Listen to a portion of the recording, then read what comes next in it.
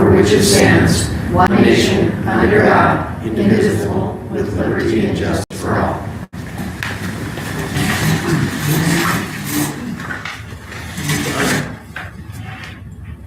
Public comments on non-agenda items. All right.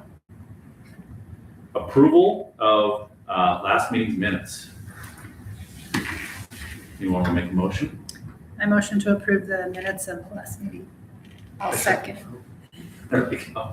All in favor? Aye. Any opposed? All right, passes. All right, reports. Mr. Koenig. All right, enrollment in the elementary is up a little bit this semester. We added a few kids here in January, so the numbers per class size are listed there. Looking back over January and into a little bit of December, winter math tests are completed. We always have a couple of stragglers, but they're for the most part ready to go. Fall math results, we got those in December. I want to talk about them a little bit, but you need to have some context when I talk about them. The way that we attended some meetings, Mrs. Neeskins attended some meetings where they explained kind of what their thinking was before they published these results. They published them for the school and compared them to the state average. Well, at Whitehall Elementary, in ELA, we doubled the state average, which sounds great. There's a little bit more to that. In math, we were at a minimum 66% higher at every grade level. I think one of the grade levels was close to 73% higher than the state average. So that's great. And that is something that's awesome. But they put these results up. This is the first time we've seen it. And the state averages were very, very low. Everybody's panicking. Why are they so low? And they gave a, quote, very conservative response. So the way that they came back is there's a range. Based on this one assessment, by the end of the year, the projection is they could be from here on the low end or all the way up here to the high end. Because they can't really tell how they're going to be in terms of mastery of all of the standards, because this is just one assessment looking at a specific set of standards. So they published the low end. But what is good news is that they published our low end too. And so our low end was far in excess of what the state average was. So if you see any teachers, the conversation is not, nice job, you did it. It's instead of that, it's you are on the right track. You're working hard, keep up the good work, because that's where they're at. This shows the potential for our kids, the potential for our teachers, and they are meeting that bar. And I'm really proud of the progress that we're making. We've got a ways to go, a whole other semester in which to prove that we can continue with those kinds of great numbers. But I just wanted to share that with you. Any opportunity I get to talk about our students and our teachers and how hard they're working and the good things that they are getting out of the kids, I want to bring that up. So there was good news in that respect. It just needed some context. Any questions on that? I can answer as much as I can. Mrs. Neeskins is definitely more of an expert in that area than I.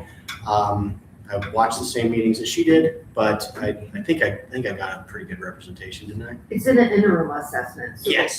The difference between the end of year results that we'll give you in June and this is that this is an interim. So it's only a portion of the standards that the kids test on. They don't test on all of the standards. So it really doesn't give a complete look at a child's progress because they have 2 other tests to complete in order to measure whether they've achieved mastery of the standards for their grade level for the year. So this is basically a third of the content. So it is, as Mr. Koenig said, like, great job, we're on the right track. Obviously, we want to finish out strong. We have 2 other assessments that contribute to that overall rating that they get at the end of the year, which is the one that kind of measures how they have completed their grade level.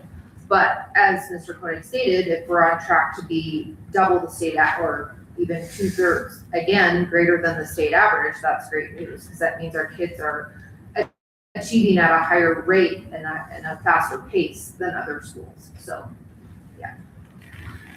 All right, current projects, we have parent-teacher conferences this Friday, 8 to 2:30. If you are an elementary parent, there's a solid chance that you've already been reached out to by one of the teachers to set up a time there. We're going to add 2 features this year for this iteration of parent-teacher conferences. We, as one of our goals with the literacy grant, we want to do community outreach. And I've been talking about science of reading in here this entire year.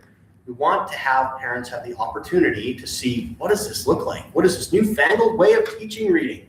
So Mrs. Oliverson has agreed to have rotating shifts where parents will be invited into the conference room and she will teach you a sample lesson. So she's going to teach it just like you were kids, and you can come in there and learn what it is that it looks like when a teacher's in front of students. We don't have a schedule completely knotted out yet. We will post that on Facebook as soon as we have it, and it'll be posted at the door for everyone to see. So we want to share the good works that we're doing, and this will be a way to have a hands-on experience.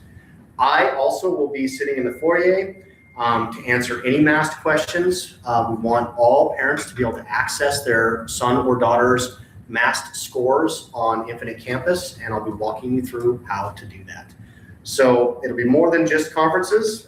There's going to be some other programming that happens at that time. We've highlighted a different component of our Portrait of a Graduate all year long, and we finally made it through. And we're circling back to communication. I just wanted to update the board that we take the Portrait of a Graduate very seriously. We talk about it weekly, not only in our announcements, but in the classrooms and in our CSSP course. So just kind of a reminder that, hey, this is still a thing because we spent so much time building it, and it's built of Whitehall, community members, students, even local legislators came and were a part of this, and it's important to us, and so we are continuing with that. Looking ahead, Montana Comprehensive Literacy State Development Program Manager, Rachel Gott, she is the person who oversees our region for the grant. She reached out to me about a month and a half ago to Whitehall Elementary. They would like to make Whitehall Elementary a lighthouse district for the science of reading. This is a big honor because she has been working with us for the past, well, she worked with us in a previous iteration of the grant, and she has observed and sees the good works that are going on there in the science of reading. And so we were invited to be a lighthouse district, which means I'll be working with Patty Montgomery, who's the author of the book, It's Possible, a leadership plan for implementing quality reading instruction and ensuring literacy for all. Nice long title. She is the leader of our communities of practice sessions that I have been attending with all of the other administrators who are leaders of grant schools. We attend these sessions, we talk, we go through this book, page by page, idea by idea, and we educate ourselves on how to be good instructional leaders in the areas of science of reading. And they like what is happening in Whitehall and have asked us to do this. What this means, it's a great opportunity for us because mostly it's an opportunity for me to hone my skills as an instructional leader so I can help orchestrate greater implementation of the science of reading. The first question I asked when they invited us to do this was, is this going to be more work for the teachers? And they said, absolutely not, but it's going to be a lot more for you. And I said, sign me up. I want to learn this. I want to be the resident expert. And when a question comes up in the classroom, I want to be able to answer it. So they are going to come in, they're going to observe our district and get a really good picture of how we use science of reading day by day. In her book, she has generated a rubric that is quite comprehensive of the various components of the science of reading and what we're doing, how much we are doing it, what age levels we are using those techniques and strategies for. And they'll kind of give us a grade on these are your strengths and these are areas where if you bolster them up, it's only going to benefit your district.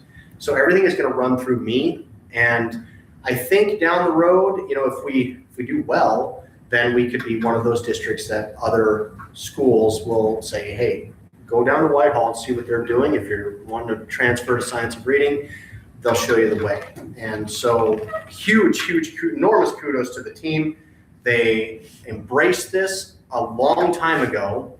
They've been working on it for years. It's a focus of this grant, which is great because it fits right into our wheelhouse, and they love what they're doing. But we are also lifelong learners. There's always one more thing that we can do. And so we're going to try to lead the charge on that. All of this starts up in April, and it'll continue through the rest of the grant cycle. So I'm very excited and proud of the team for their work there. Kindergarten Roundup is on the schedule. It is March 13th, ladies and gentlemen, so spread the word.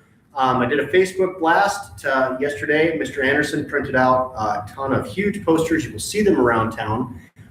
Please spread the word. All you need to do is call staff at the office and set up a time.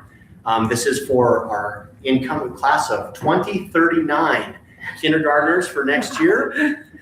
Students need to be age 5 on or before September 10th of next year. It is also for our early literacy program. Students need to be age 4 by September 10th of next year. And we will be welcoming them into the Trojan family.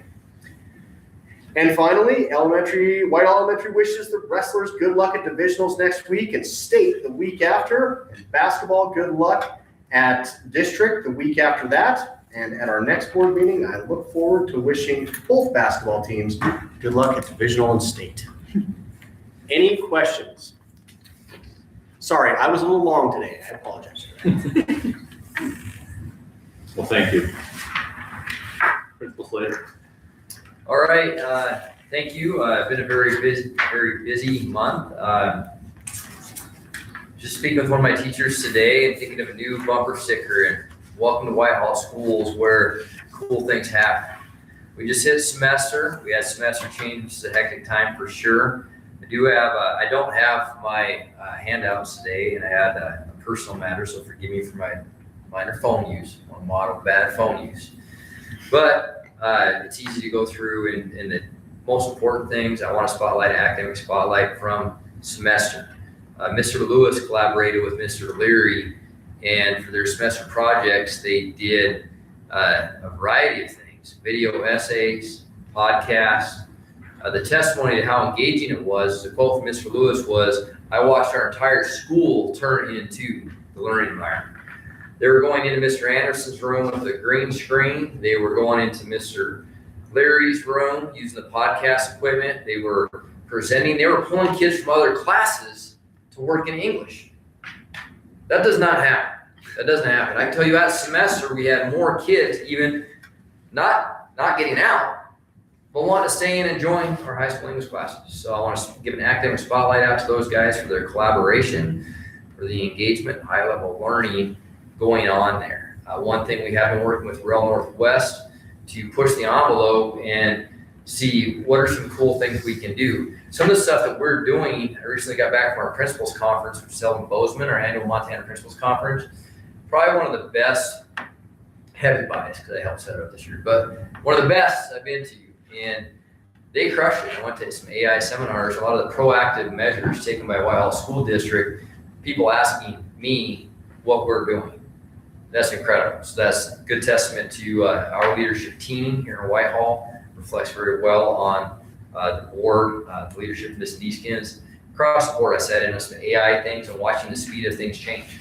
One of the most influential sessions I went to was our last session where we had over 20 kids from Bozeman High School and Gallatin High and asked them questions put together by the principals about high school experiences, what works, what doesn't work, regarding everything from mental health to cell phone use.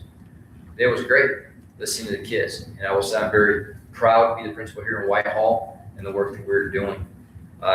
Some less exciting stuff, as far as enrollment, our enrollment averages are still about 92% in middle school and high school. That's average daily attendance throughout the year. 3 factors we track are attendance, behavior, and grades. Those 3 things do go together. Attendance does matter. It's one of the least favorite topics of any administrator in the state, probably the nation, because of attendance at work and school has dropped significantly in the past 10 years. That being said, I'm not gonna just drop it and say it doesn't matter, because it does. High five assembly, we have quarterly high five assemblies. We have one of those, recognize attendance, behavior, kids spotlight, or teacher spotlight kids, good stuff there. ICAC assembly, we recently, last Friday, had an internet, that's Center for Internet Crimes Against Children. That's through the Department of Justice for the state of Montana. These are professional agents, seasons, not brand new. This is what they do. And the whole point of it is internet safety in informing people of how to be safe digital citizens. Okay, that is responsible. Overwhelmingly, the feedback I got from kids, parents, and teachers was positive. Were there a couple people that weren't happy about it? Absolutely. And it is frightening, it is uncomfortable when you see how vulnerable you are. Okay, but when you do, and we do live in a digital world, understanding that what you put out in public is public. So with that, people have access to it. I had an 8th grade ski trip. Big props to Mrs. Boda. She's been pushing that, and we went up to Discovery. Had a good time, no broken bones. 8th grade. I want to definitely recognize the Golden Sunlight Mine. They recently emailed me and said they're going to cover the bus expense. We're trying to make it an annual trip. Skiing is a great recreational opportunity. The folks up at Discovery were awesome, and our kids' behavior for their instructors and checking out the equipment was top notch too. So that was very good. Looking forward, parent-teacher conferences we already covered. February 23rd through the 26th is National FFA Week. FFA is our largest student organization. I met with the officers a couple times back and forth. They'll be highlighting the importance of ag throughout the week. Thanking everybody from their teachers, the alumni, to everyone that supported them as they continue to push through the year. A lot of accolades there. They continue to be a very high-performing club, new on the scene with just a few years. So very glad to have that going on here. ACT for juniors will be the end of March 24th. That is the single assessment which high schools in Montana are weighed by, end of March. And prom every spring. Okay, Mr. Hilden, excuse me. March 28th will be the junior senior prom. We are reaching out to Willow Creek and Harrison. We will host them as well. It will be here, much anticipated every year. People are making plans. I've been contacted by several. Make sure that we get our hair done, outfits picked out, we match with our dinner plans. So know the prom is on the radar. We're excited to have some great advisors for that. That's an overall picture of the high school. Things are good. Semester rolled over. We do have our enrollments. I don't know if I reported enrollments. One thing I would like to key in on that, 105 middle school, high school says 182. That includes our online enrollments. Okay, so that's why that number looks high. That's because we do have a portion of our kids that are straight online.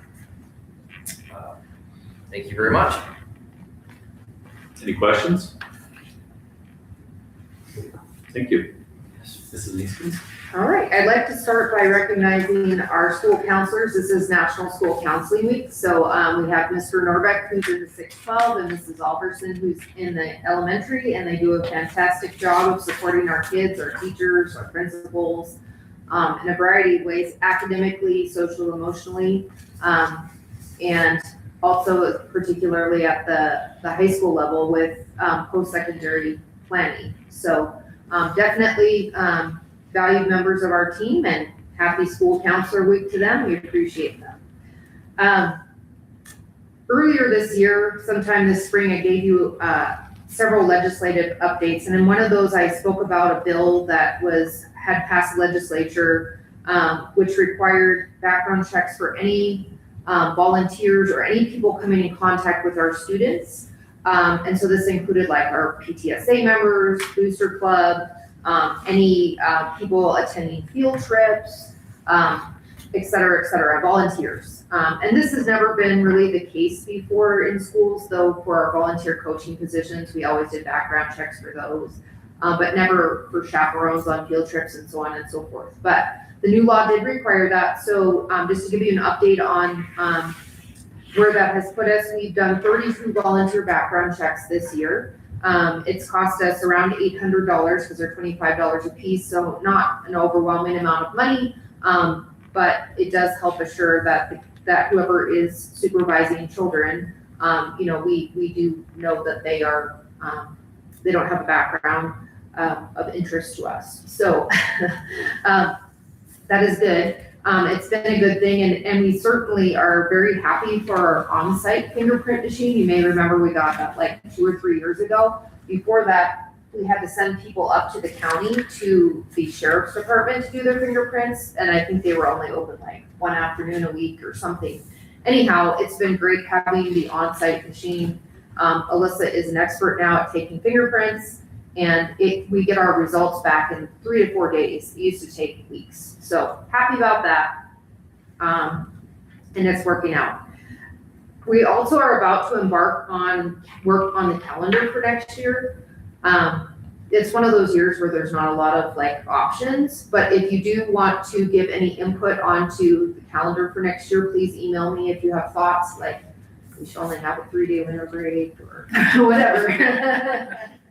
Don't say that, but if you have thoughts, like, this is actually a year where I have heard very little about the calendar, which means in general, when I hear very little, people like it. So I think people do like that we're ending Memorial Day-ish, and that we're back to having our graduation on a long weekend. That's been positive feedback that I've heard. Haven't heard anything negative so far. It doesn't mean that there aren't thoughts that people have. So if you have input on the calendar, please get it to me over the next month. I'll start working with the union on that and hopefully have a proposal to you in March. We also, this is kind of exciting, and you can download the app if you want to monitor it, but we have now a weather station out at our football field. It's on the Crow's Nest. It is part of the Ambient Weather Network. So if you download the app Ambient Weather, it's AWN app, you can actually type in Whitehall School. It pulls up our weather that's occurring at the school. This is really nice for making decisions on bus routes or school closures, or if we have high wind events. It also has a lightning detector so that during football games, when we have lightning delays, we have accurate information, those kind of things. So anyhow, if you want to monitor that, you are welcome to download the app, and it's publicly available on the app, our network. That's all I have. Thank you very much. Any questions? All right. Come on to old business. Food Service Fund 112 update. Okay, so you should have on your iPad this document. The 112 fund is the lunch fund, and we're kind of alternating between updates at board meetings between our athletic fund and our lunch fund, which are the two funds that we kind of closely monitor because sometimes we have trouble balancing them. So when I last updated you on the 112, this was at quarter, so roughly October, and our expenditures exceeded our revenues by roughly $16,000. We are still kind of on track to have expenditure exceeding revenue, but we've dropped the rate at which that is occurring. So currently, we are at $23,997 greater in expenditures than revenue. This is really due to our increasing food costs. This is just what's happening. We just cannot cut costs, and create a quality meal. So this is something I'll monitor as the year goes on. We will balance out that fund using general fund revenue, recaptured funds that would be put in our multi-district. It will balance in the end. We're going to balance it out. We're not going to put it in zero, but it just is something we need to monitor as time goes on to see if we need to make adjustments. So yeah, it's really all. It's not great news, but there's not a lot that can be done either. So questions? Yeah. I just understand that. Yep. It says so I'm just seeing the top is what was spent, and then what are we looking at the bottom? The 87 and 111. I'm just curious. Are you just saying during those periods that's what it was? Yes. So this is from the period. So the revenue total and the expenditure total is from November through January. But then if you look at the very bottom, that's for the entire school year, July through January. So the top is for that second quarter.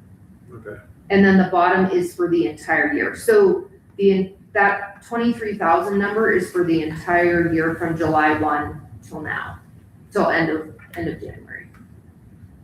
So we performed better in the second quarter. Our losses were less than they were the first quarter, which was, we were roughly $16,000 in the negative, and now we're 23. So we've only gone up an additional like $7,000 to $8,000 there. Yeah. So our loss rate has It's been managed diminished. better for whatever Yeah. reason. What I attribute it to is at the beginning of the year, our kitchen manager has to do a ton of big orders. So she has to put in like a lot of like frozen food orders and just So it staples, just rolled over. canned goods. Right, so I think it's really a loss that is captured throughout the year because she has to do this big massive order at the start of the year. Gotcha. Yeah. So we're hoping to keep our losses obviously at a minimum as this goes on. The less that number is at the end of the year, the better. If we get into large numbers, then we talk about staff positions, reworking things. I mean, it becomes, do we even serve 2 meals a day? We're not required to. I mean, there's larger conversations that can happen if this gets really alarming, or if we're not able to cover our costs out of other funds. Gotcha. Okay, and that comes, is that an allotted budget, or is that just a? It is not allotted in the sense that we don't get a flat fee. So we are reimbursed for our meals that we serve, and we're reimbursed at different rates. So Right. our free lunches are what are they, $4 a piece, $4 and something a piece we get. However, for our paid lunches, we get like 60 cents. And so parents have to pay that difference, but really the amount we're asking everyone to pay doesn't even cover the food costs and the staffing costs. So there's a loss. Gotcha. Yeah. So that's where there's a loss too, because yeah. Okay, got it. Yep, and we'll continue to keep tabs on this. You'll get another report in about 2 more months. We're just keeping quarterly reports on this so that we kind of know in the end where we stand. And then if there's recommendations I have for you on how we can rework things, and then where we're transferring money from to cover these losses. Because the funds come from the USDA and the state for this particular fund, but we're not able to cover our costs with them. Okay. Any other discussion? All right, thank you. Policy updates and revisions, it's an action item. Yes. So several months ago, you received a very thick stack of policies, which I'm sure you have read multiple times. To put yourself to sleep. Anyways, and then you also received a crosswalk document, which is, I think, the more useful document on evaluating what we're actually doing. Yeah. The crosswalk document is very helpful, and that's also on your iPad, and you got it also originally. And it really was the MTSBA attorney's view of, did we have existing policy? And really 85% of the policies we had in place. And then there was some where they said, no, we don't have policy language that either aligns with current state law, or we didn't have a policy, or they just flat out made a mistake. And as I dug into this more over the past few months, I realized actually a lot of the policies they said we did not have, we actually do have. The problem is they're so misnumbered that they That's probably what I couldn't noticed. find them. Yeah, And the reason the misnumbering occurred is because decades ago, like 20 years ago, we had Kaleva Law doing our policy work, and that office numbered policies differently than the Montana School Boards Association. And Kaleva Law no longer creates policies. That is entirely shifted to the Montana School Boards Association and their attorneys. And a lot of our policy numbers have those really old numbers that don't match.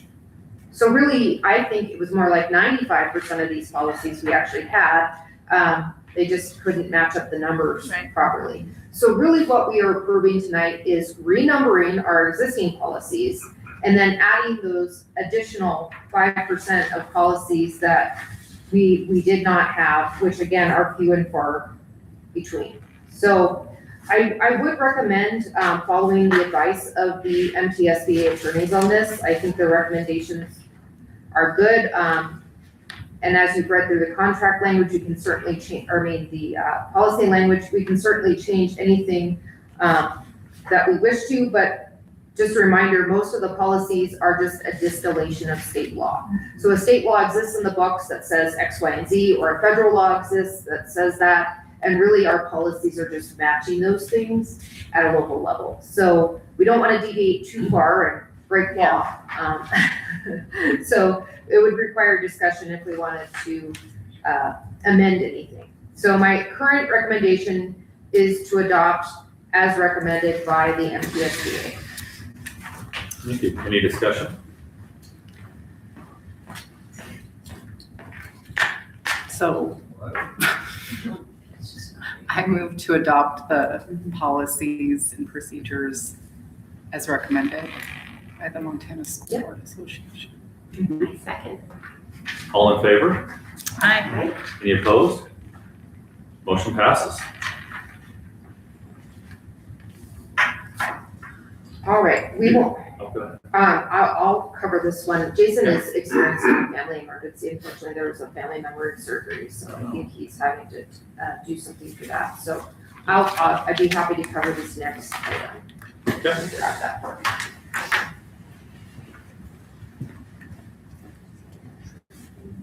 Okay, I'm gonna do it from memory, because I don't feel it. I do All see right. that. Go ahead. So we have an action item to approve the music trip to Silverwood Music in the Parks. Okay, and I don't have the form, and I'm not sure where Mr. Slater has put it, but this is not coming up until May. So, this is like, oh, great, there it is. Perfect, thank you. So I'm doing this from memory, yes. Thank I know. Thank you for keeping us honest, yes. There we go. Okay, so the trip is to Silverwood Theme Park in Idaho. Any out-of-state field trip requires board approval. It would occur May 9th, departing at 4 a.m. and arriving back at 11 o'clock p.m. So it's a long day. She does this annually. If you want to chaperone, bless you. I don't know if you've ever been on a bus with kids for that length of time, but it's something. I once rode a bus to Eureka, I think, for a playoff football game, and I got off at like 3 a.m. It was disorienting. So this is quite the thing that Mrs. Heilig takes on every year. But it is a reward field trip for her band kids. They do practice and they end up performing at a Music in the Parks event. So this is not just go and get on the roller coasters or whatever. There's actually a festival there. They compete. They are scored. They're graded. And they have that experience of competing on a stage for the public, which is kind of cool. Boosts their confidence, she says, and she would appreciate your support. They are paying for this entirely from their own fundraisers, so there is no cost to the district. So I would recommend approving.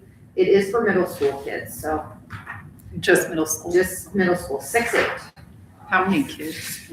She says 25 with a student to chaperone ratio of 5-1. So bless those adults, as I said. Are they gonna take the Harlow's bus? Is that the plan? They do. So what we do, because it is such a lengthy trip, is we actually take our own Harlow's drivers from here, then they go to Missoula and they onboard Harlow's drivers from the Missoula crew, and they drive the rest of the way. And then our bus drivers get a hotel room and sleep, and then they reverse it on the way back. But everyone doesn't exceed their drive time, and they have enough downtime to make it work. So it is like a 3-shift experience to get the kids there and back in a day. So the bus orchestration is a large part of this. Yeah. Yep. I Any move other to discussion? approve the, Oh, yeah, please. I move to approve the music trip to Silverwood. I'll second. All in favor? Aye. Any opposed? Motion passes. All right, next is approve early high school graduates. Action item. Right. So you have previously received recommendations for 7 early graduates. And their circumstances are included, and we won't discuss individual kids publicly at a board meeting. So if you want to discuss any of one of those circumstances, we would need to close the board meeting for privacy reasons. But at this time, there's a recommendation for those 7 students, and a variety of different circumstances apply to the early graduates. So there is statute in Montana law that allows kids to graduate at 7 semesters, which is a semester early, if they have completed the requisite amount of credits. And we have 3 students who have done that. So that's amazing. That means they've accelerated their studies and they're finishing early. So that's awesome. And they have a plan for what they're doing when they move on. And Mr. Slater provided you with like a letter that kind of explains their future plans and why this was important to them. There is also a statute, which is Senate Bill, one second here, while I pull it up. Senate Bill 18, which was passed about 4 years ago, which makes a, which allows students to graduate at 20 credits, which is the state requirement, if they have certain life circumstances which apply to their need to graduate early. And that is defined in statute what those circumstances are, and we have included in the letter the particular circumstances for the one student. Finally, the remaining 3 candidates for early graduation, and this is very exciting because this partnership has existed for a long time, but we have a memorandum of understanding with Montana Youth Challenge that if students, our students who are Whitehall students, complete the Montana Youth Challenge program and complete the high set and pass it, that they can earn a Whitehall High School diploma. And we have had students do this in the past in previous years. It's usually like 1 every few years. This is the largest graduating class we've had from Youth Challenge in the 11 years I've been here, where we've had 3 in 1 year. So it's really exciting that we had 3 kids do that. And they have all 3 of them have great future plans. So I'm really confident that all 7 of these graduates not only have earned the right to graduate early, but that they have good plans for their future and intend to move right into adult life seamlessly. So I would recommend all 7 of these students for early graduation. I move to approve the early graduates.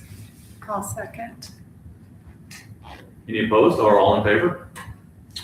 Aye. Any opposed? Motion passes. So congratulations to all 7 students. They will get a diploma. So we will, and they have the option to be recognized at our graduation ceremony too. I should have added that. And that is really according to their wishes. So they can walk the stage if they wish in May. All right. Approve opening campus exterior painting project bid. Action item. Okay. Want to dive in a little into that project just so that you understand the funding idea behind it. So you should have on your table this paperwork here. And this is information regarding the tax increment financing fund and how it works. And part of the funding for this project will come from what we call TIF, the Tax Increment Fund. And that is the local Whitehall TIF. And to explain this adequately, we're basically asking for our own money back. So TIF districts exist all over the country, and the way that they work is they basically freeze local tax revenue at the rate when the TIF was created.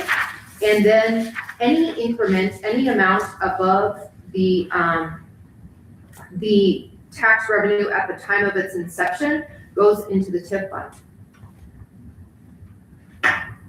Mr. Slater, you're excused from the meeting. Okay. Okay, all right. So basically the incremental increase is the amount over and above the inception of the TIF when that occurred. So for context, back in November 2013, when the TIF was created, the amount of money going to the TIF district was about $15,000 a year.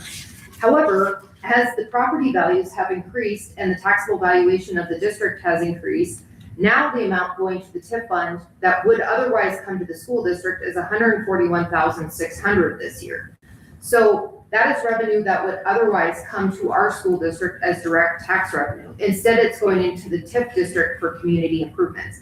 So I'm not begrudging like what it does good things for the community. It's paid for the playground downtown, it's paid for improvements to the water system, it's paid for improvements to the rodeo arena, it's paid for sidewalks all over town. Lots of good community projects that certainly improve our community. However, it does freeze our taxable valuation at 2013 rates. That does not work out well for the school because since 2013, home prices here have like tripled. So all of that money has been diverted. So if you look at the next 2 pages, I broke it down into the various districts. So the Whitehall TIF is diverting 141,600. We have a second TIF district where we're unusual in that there is also the Sunlight Industrial Tax Finance Increment Financing District, and that is the commercial area that's right outside of the line. That's the Sunlight Industrial Park. That one also diverts about $152,000 of school district funds to that. So when you total those up, the impact of the TIF districts on our local school district as far as revenue loss is significant and has grown significantly since the inception in 2013. So as a result of that, in an effort to recapture some of those funds for our use, I went to the TIF with a request that they help us pay for a painting project, which is perfectly permissible. In fact, a lot of TIF districts, the TIF contract actually specifies that a certain amount of the revenue would actually be returned to the school annually, or a certain percentage of the TIF revenue has to be spent on school projects. That is not in the language of our existing TIF, and certainly if we were to look at down the road, if there was to be another TIF district, I would advocate for that. But regardless, until the TIF expires in November 2028, our tax rate is frozen at 2013 levels. And then in 2028, it's going to feel like we have a big windfall because all of a sudden that money will come to us. So as a result, I did go to TIF. I explained that we want to paint the exterior of our buildings, our campus. So you may notice that there's a lot of unpainted surfaces, weathered surfaces damaged by the ongoing woodpecker problem. We have many different colors of purple that have weathered at different rates, resulting in different shades. There's just a lot going on. We want to bring everything together cohesively. Also, the surfaces have not been painted in at least 26 years. So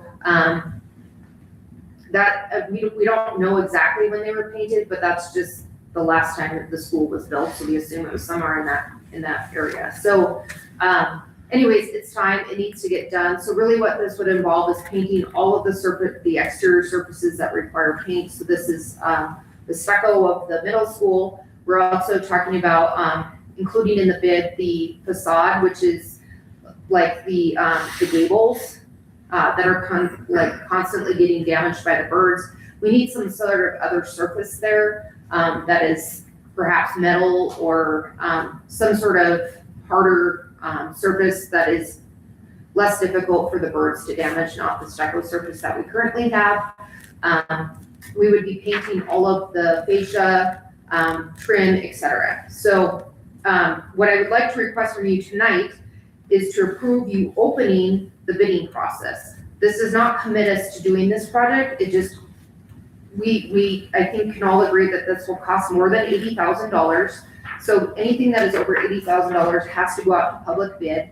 We're going to create a list of items we would like to see done, put it out to public bid, see what we get back as far as bids and whether it's within budget. We have received $50,000 from the TIF to do this work.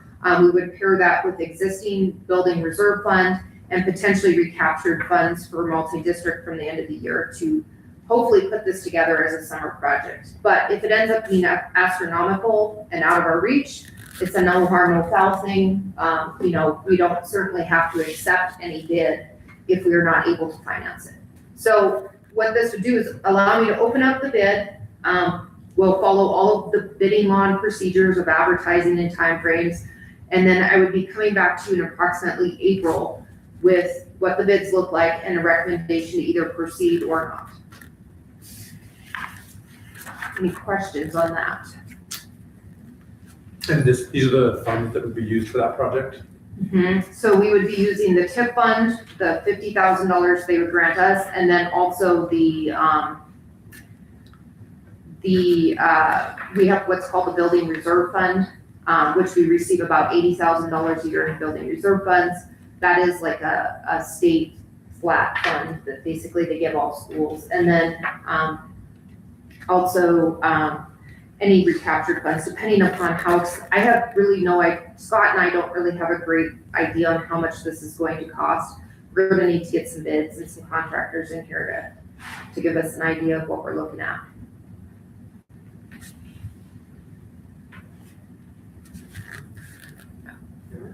Do we want to make a motion? I'll move to approve opening the campus exterior painting project bid. I'll second. All in favor? Aye. Any opposed? Motion passes.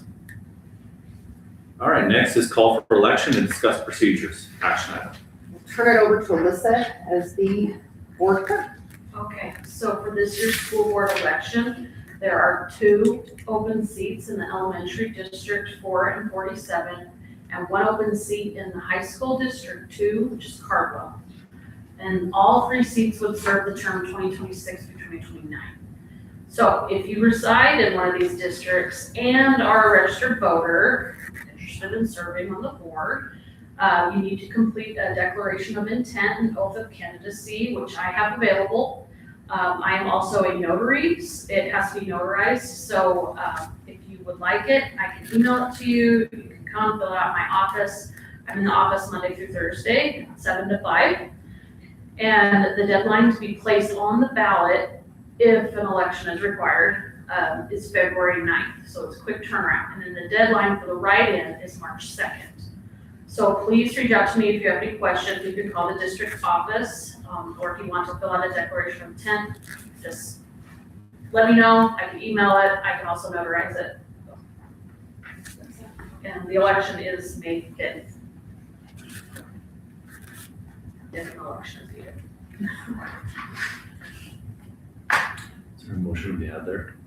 No motion. Or actually, sorry, yes, motion to call for the election is what they would be. Okay. Okay, cool. Anyone want to make a motion? I move to call for the election. I'll second. All in favor? Aye. Any opposed? Motion passes. All right, next is hire my middle school girls basketball coach, Will Glaus.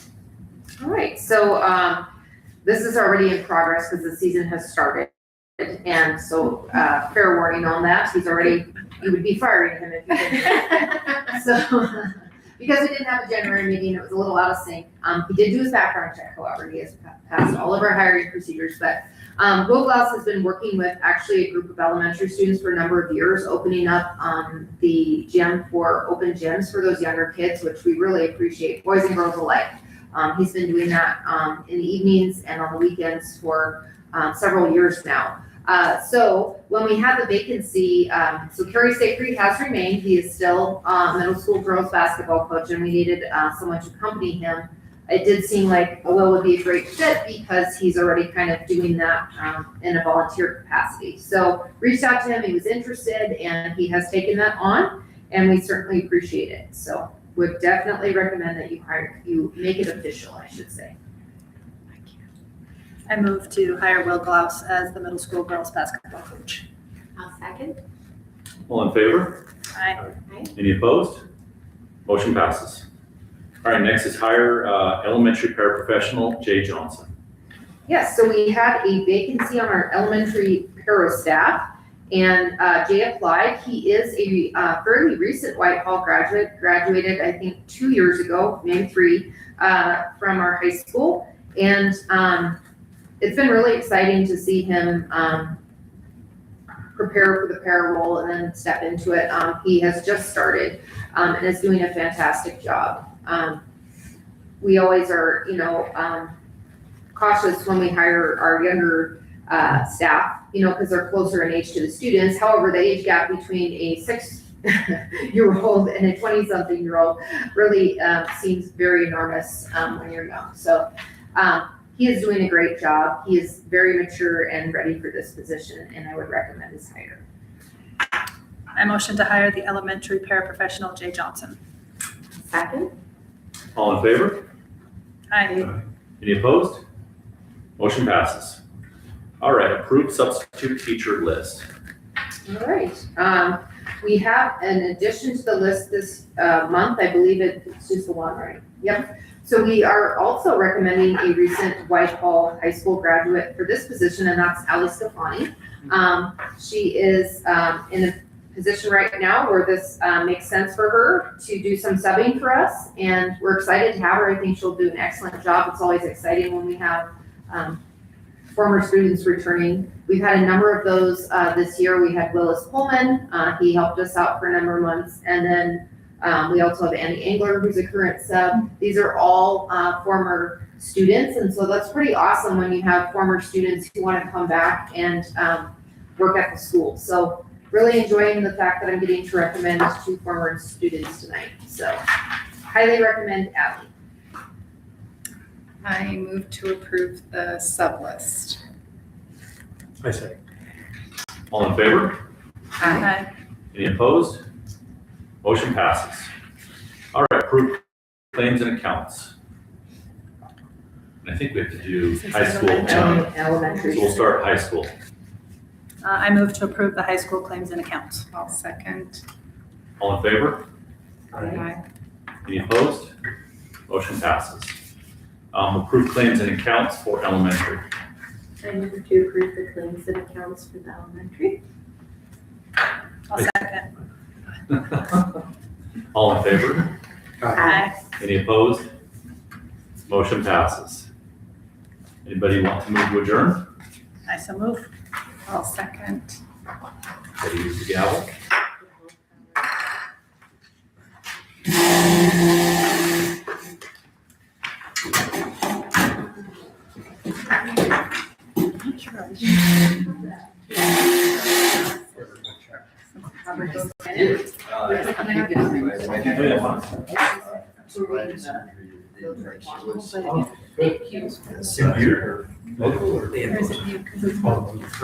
Because. Nope, that's good. Hello. Thank you. You're very welcome. Thank you, sir. Minutes right here, that's it. Thank you, that's pretty exciting. Yeah.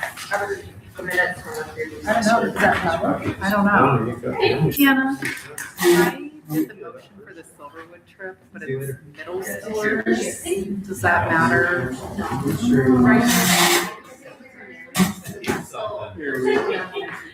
Yeah, Even it's though not we ideal, would- but Thanks. it's not ideal, but it's Jason, not. I got a little Oh, yeah. excited. Yeah. You're lying. Yeah, you look. Oh, yeah, yeah.